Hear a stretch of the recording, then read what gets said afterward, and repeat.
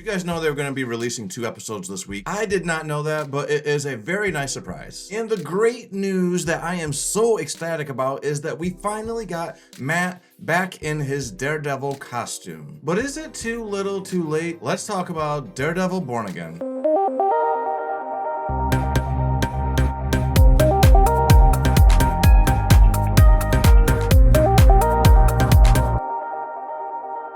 I can't quite put my finger on what is going on, but there is something about this new series that just isn't quite landing for me. It's not hitting the same quality and notes and excitement within me that I felt with that original Netflix series. And I am by no means saying that that original series was perfect. I've actually been rewatching it and I'm on season 2 right now, and season 2 has some issues. It's a little messy with its storytelling, but still, I think it's better than what we've been getting so far from this Disney reboot of the series. So jumping into episode 5, our first of the 2 episodes that was dropped this week, this is really just a basic run-of-the-mill bank robbery heist kind of thing. It takes place during St. Patrick's Day, and we do get a really fun connection to an existing Marvel character, Miss Marvel.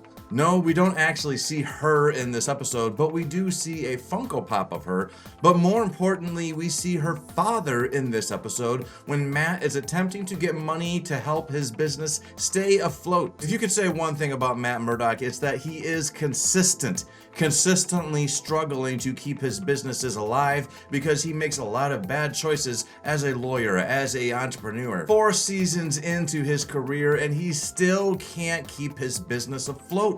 It's just kind of embarrassing at this point. Perhaps he really should have done what Foggy originally wanted to do and go work at a much bigger law firm, let someone else handle the business part of it, and he can just do that lawyer thing. But one downside to that is he might be held to some standards and he would be expected to show up on time, which we all know Matt is not known for doing. I'm a big fan of heist movies. I am in love with the movie Heat. I liked that movie Takers. I really liked The Town. But this episode, it really felt like a paint by the numbers heist story. And I get that there's only so many ways that you can really do a heist story, which is why they probably should have just done something different. But the point of this episode was to show us that Matt still has that desire to help. He still has that vigilante mindset that he hasn't been able to get rid of since he got rid of the costume. He's been trying to push that part of him down, but in this episode we see him reaching closer and closer to actually putting the costume back on. But really quick, I'm not gonna lie, when this lady walked on frame, I thought for sure this was Yuri Watanabe from the Spider-Man series. If you don't know who Yuri Watanabe is, she is famous for being a Spider-Man friend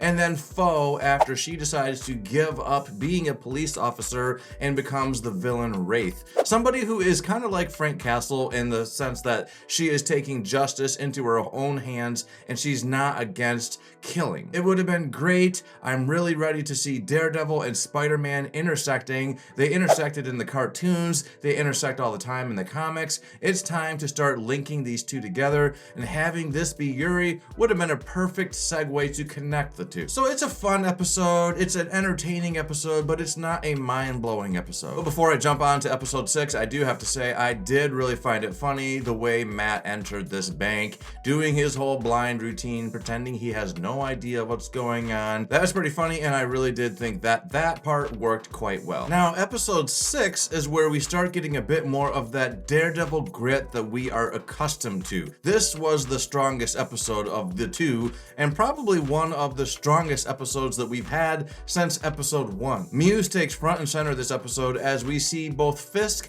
and Matt dealing with the killer in their own way. Fisk ends up starting a task force of dirty cops that he declares to be the anti-vigilante task force. He doesn't want another person out there dressed up in a costume causing ruckus. Although Muse is not a vigilante, he is a murderer, so he doesn't really seem like the correct target for this task force. He really should be calling this anti-mask task force, because what he really doesn't like is people wearing costumes. So that's how Fisk decides to deal with this this new killer, this new person that he decided, hey, I can't have another badass in town. I'm the badass. I'm the kingpin. We can assume that this is going to be a big storyline going forward between Matt and Kingpin. But the most important thing to take out of this episode is that Matt puts that costume back on. But let's talk really quickly about how we got to that point. We find out from this episode that Muse has been using the blood of his victims to paint these murals around town. You know, they do sell paint at Sherwin-Williams, at Home Depot, at Lowe's, but I guess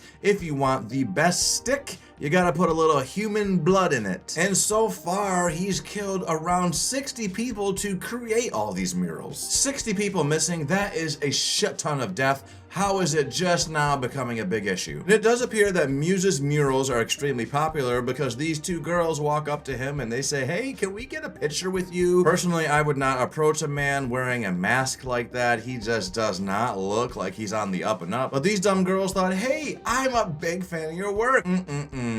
Too bad for them, and too bad for their eyes. So how does Matt get pulled into the fold with this Muse storyline? Well, it's because Hector Ayala's niece comes to him and tells her all about this investigation that Hector was apparently doing and that he apparently told his niece about. Did he tell her about this investigation, or did she find out on her own? I would hope, as a responsible uncle, he didn't tell her about these murders that are happening. I know for sure I wouldn't tell my niece or nephew about some kind of murder that's happening right before bed as a bedtime story, but is that what happened? Is that how she found out? Or did she just rummage through his stuff when she was, after he passed? Thought she was gonna be a one and done character, but obviously that is not the case. Is she gonna put on this dollar store necklace and pretend to be a vigilante just like her uncle did? I'm sorry, I can't help it. That amulet just looks like a typical piece of jewelry. It does not look special at all. And if it is some kind of a special piece of jewelry that gives people superpowers,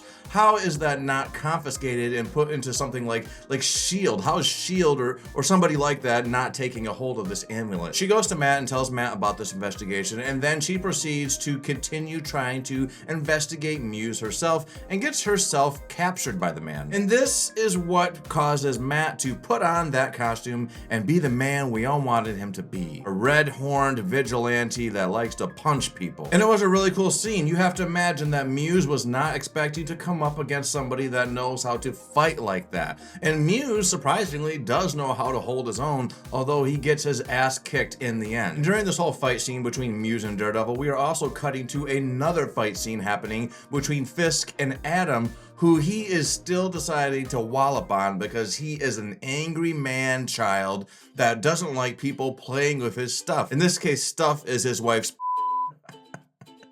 Don't mess with another man's stuff. When Fisk first started entering the scene with that axe, I was pretty worried that he was gonna actually use that axe and brutalize Adam, but he tosses that axe to Adam and basically says, come at me, bro. And Adam does come at him, and Adam does regret it because Fisk is a brutal animal, and his moves, he's got the moves like Jagger. And I should point out that in this episode, there is a brief cameo that links to that series Hawkeye. And it's not Hawkeye, and it's not Kate Bishop. It's that guy that Kate Bishop thought was actually a bad guy because he interacted with Fisk. Is this just a throwaway cameo, or will there be more? But the most important thing from this episode is we now have Fisk and Matt both trying to deal with Muse. And it was recently confirmed that Muse is going to be a multi-season threat, so I wouldn't be surprised if we don't see him again in this season until maybe the end. I'm picturing something else taking front and center for the story for the rest of the season, probably this anti-vigilante task force. Like I said, this series is just falling a little short for me. I don't have that same excitement that I had when the Netflix version of Daredevil was coming out. Am I just getting burned out on superheroes? I don't think so. I really love the genre. I could put Spider-Man on any time of the day. I could go and watch so many of those previous movies, but this series, it feels like since Endgame, it's been so hard to capture what made Marvel so special, and I think that this series is also struggling with that. But one thing is for sure, Charlie Cox and Vincent D'Onofrio both still have it. They are knocking it out of the park every single time, and I am looking forward to seeing what is gonna happen. That's my thoughts on these two episodes. What did you guys think? Please put your thoughts in the comments and let me know. If you liked this video, you should let me know you liked it. That's just a really decent thing to do. And if you want to hear more things from me, subscribe to this channel. Later.